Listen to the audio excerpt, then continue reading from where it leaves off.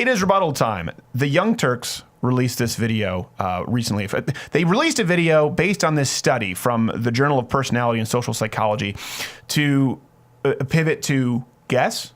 Racism, of course. Racism. So they use this to set it up and pivot to white people are horrible racists who should feel incredibly guilty. Sometimes that's true. Yeah, we are. Like for Jared, let's go to the clip 1 to see how they set it up. So researchers asked nearly 1,000 online participants to judge the height, weight, muscularity, and strength of both black and white men based only on photos of their faces. All participants in the survey, both white and black, consistently overestimated the measurements for black faces relative to white faces, even though the men pictured were all of similar size. Okay, so I know Gerald's confused. It's important to remember this because this is the factual basis, right? This is where it starts. Okay, study. Everyone thought that the black people were larger, including black people themselves. Okay, let's start with that. Let's go clip 2. In another experiment, participants were shown the exact same racially ambiguous body. When the person was labeled as black, participants thought he was taller and heavier than those who were told he was white. Okay, now here's where it starts to go off the rails. First, I'm not entirely sure the purpose to this study. We'll have the link in the description. It seems a little bit loaded, but let's go with this for a second. The reason that everyone, including black participants, saw black people as larger, whether it was because they were labeled black or it's because they saw people who were black, is probably the same reason that people who make their livings by looking big all paint themselves to look black. Spot the white guy. Hint, it's half. This is well known in the fitness industry. That's why they slap on this tint. It is well known that the darker you are, the more tan you are. Some would say the closer you can get to black, the larger or more defined you will look. That's an optical illusion. Kind of like black clothes are slimming, darker skin tones tend to make you look more angular, more defined, and that creates an optical illusion that you're larger. Now, is that racist? I guess by definition, whenever you separate things by race and say black people look bigger than white people, or that's the perception, by definition, it's racist. But does it mean that it's hateful or bigoted in a negative way? No, but not to be stopped there. They go on to imply that you are. But a difference emerged when the researchers asked participants whether the person appeared threatening and if police force would hypothetically be justified if that person were a suspect. Only the white participants felt the perceived greater size of the black faces made them greater threats and more potentially deserving of force. So while black individuals in the survey also overestimated the size, they did not then think, as a result of that, police are justified in using force, potentially even lethal force. Okay, so do we see what happened here? Yes. Just that last little bit. Lethal force. Lethal force. Let's throw it back in there. It starts off with they perceived black people to be bigger. Okay, including black participants. Okay. Then it goes to, so that's a fact. That's a physiological issue. Then it goes to, with that perception, white people tend to maybe have the opinion that said black person might be more likely to commit crime. So we say one thing that's true. Everyone saw the black person as bigger, black people are perceived to be larger, and then say, therefore, racism when white people perceive there to be a greater threat of crime. Okay, I know people aren't going to like this, but why would it be that maybe the white people could perceive it as a greater threat of crime? Could it be because black people who make up only about 13-14% of the population commit 30 to 50% of the crime? Oh. Now, does it mean that all black people are criminals? No. Does it mean that it's okay to stereotype black people as criminals? No. But like Jared said, you talk about this all the time. You can't throw out the statistic. The first thing to throw is, if 1 in 4 black men are, go to prison, 25, blah, blah, blah. It's like, you just told me all these stats about black people. Of course I'm scared. I'm a skinny white dude. What am I going to do? I will not fare well in Harlem. So, okay. Black folks think bigger, but they don't think danger, because why? Among the reasons why is because they live with other black people and they know day to day, there isn't like, oh my God, we're in constant danger. What if my aunt attacks me? Right? Their interaction is smaller. They have a black friend at work, but they don't live maybe in a city or a portion of a city with a lot of African Americans. So to them, it seems foreign and an outsider or an other is always perceived danger. Yeah.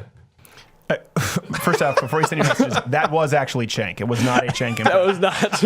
All black people are dangerous. Okay, right. With the panel with no black so, people again, on it. what they say is, white people perceive there to be a greater threat, and they move to a conclusion based on what? Attributing some kind of a motive or a reason that they couldn't possibly know. It's because they're for it, because anything that's different to you is something you're going to be scared of. Well, actually, the Bureau of Justice puts the crime even higher, with 34 to 52% of crimes in the United States being committed by black Americans. Not to mention when you get into the idea of altercations with police officers, because they're talking about police officers using lethal force, where they're more likely to reach for a cop's gun, or they're more likely to assault a police officer. So these are statistical facts that may come into play when these people are asked their opinion or perceptions, and then the Young Turks berate them for simply being racist or it being something that that's foreign to them. Well, no, that's not necessarily the case. And there can be discussion to be had as far as why is the crime statistic higher in black communities? Why are black people far more likely to have a crime committed against them by black people than by white people?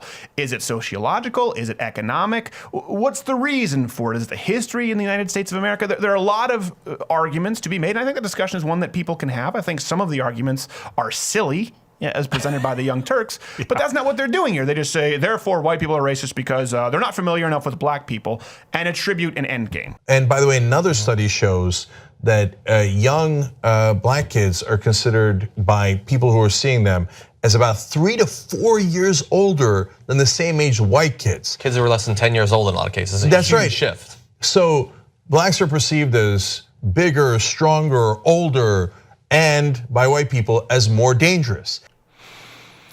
Maybe they're perceived as older because there is a scientific study that was conducted that shows that black males literally enter puberty a year younger than white males.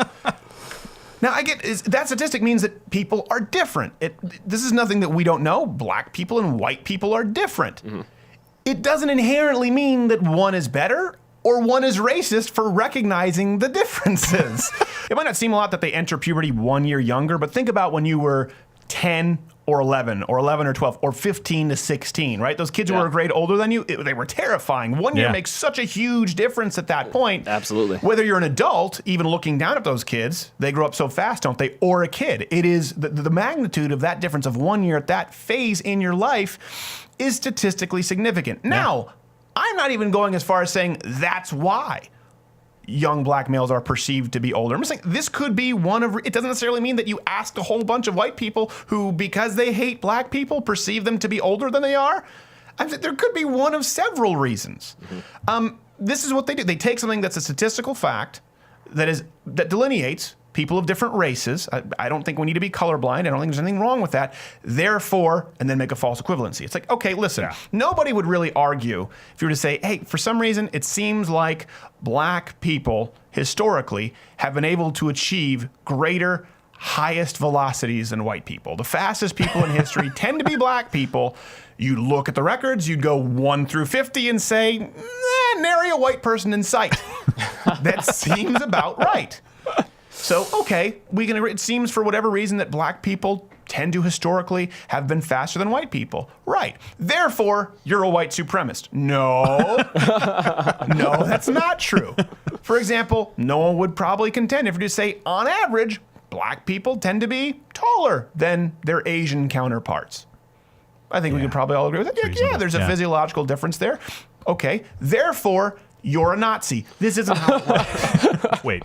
And it's important. The reason I wanted to point, it's important to see the bait and switch, because you can start something off with a published study or a published trial, and you can make it sound scientific enough, or you can make it sound logical enough, but you're really just, a lot of the time you'll see this, and you see this not only obviously at Young Turks, but at CNN, at a lot of any main news outlets. They'll use something entirely legitimate as a springboard into opinion, and they don't delineate. Sure. And that's the danger. Hey, if you like this video, you're probably thinking of subscribing. Of course you're thinking of subscribing, right? Okay, this is the subscribe button. Okay? Okay.